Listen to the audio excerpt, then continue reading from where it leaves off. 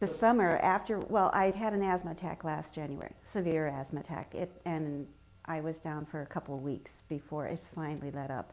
That was due to mold and mildew in an old church. Like an old church Well, the church has their kids program, and at that time they were not in their church because of mold issues, along with access for elderly.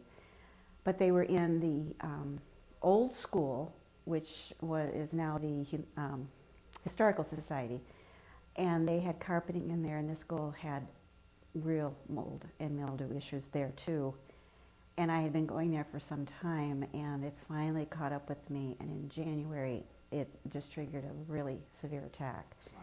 I had to take all my asthma medications, including prednisone, for 5 days, which was wonderful. And I really never stopped taking the asthma medications until about a week or so before I started the treatment. Yeah. And I have not taken it for my asthma since. Awesome. And I have been in places. I was back in our old church, which they were building a new one because of those issues. I was in there in the summer for about 15 minutes or so, digging through books that have been sitting in this environment, and normally I would have a headache before I even got out of the building. I had no headache. I could smell it, but it did not trigger the asthma, which was, to me, substantial. And just last month, a bunch of us went into the church to clean it out because they're trying to get rid of it. And I was in there for over an hour, really rummaging through all kinds of boxes and cupboards. And I was able to be there without any breathing problems. And so I know that the treatment for the mold and mildew that I went through with this has made an effect on that, because that stuff I was very susceptible to. Right. And cats, you had mentioned that you had a terrible cat allergy. In the summer, well, that's what caused my asthma, was a cat allergy. Okay. And I was we went on a garage sale, and we went into this one house where we think the room they were using was probably where the cat stayed, and they had multiple cats. I could tell, because I could smell the smell. And I think their litter box might have been in that room before, they cleaned it out for this, but the smells were still there because they had carpeting.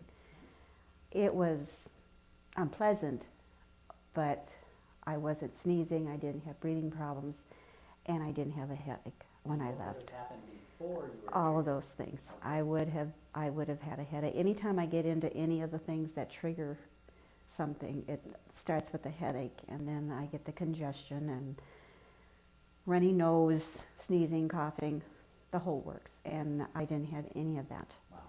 And with the cat allergy, if I was scratched, I would swell up and I'd have to take Benadryl. Right. That's why I know the cats was the big offender. Right. So it was really amazing to be able to walk into a place where they had multiple cats, because I back out of these places. Smells, candles, fragrances, all these things trigger different things. I have a store I like to go into, and I can't go into that store. I cover my mouth and my nose, send my husband in. Actually, I take him in, I point to it, and I tell him what I wanted before I go in, and I run out again. And I'm getting out something for the headache. By the time I get out the door, my head is pounding. It feels like it's going to explode. Sure. And I'm also using my inhaler. Right. A month ago, we were visiting, and I was in a mall, and they had that store there, and I actually walked in at a leisurely pace, not running like I normally do, did not cover my face. I walked all the way to the back of the store, and then I just browsed around as I was coming out of the store, and I actually started opening the bottles and sniffing them. Wow. I'm sure the people thought I was a little nutty, but I had just the beginning of a headache, but by the time I got out of the store and I took a few steps away from the store, it was gone, and I had no side effects from it.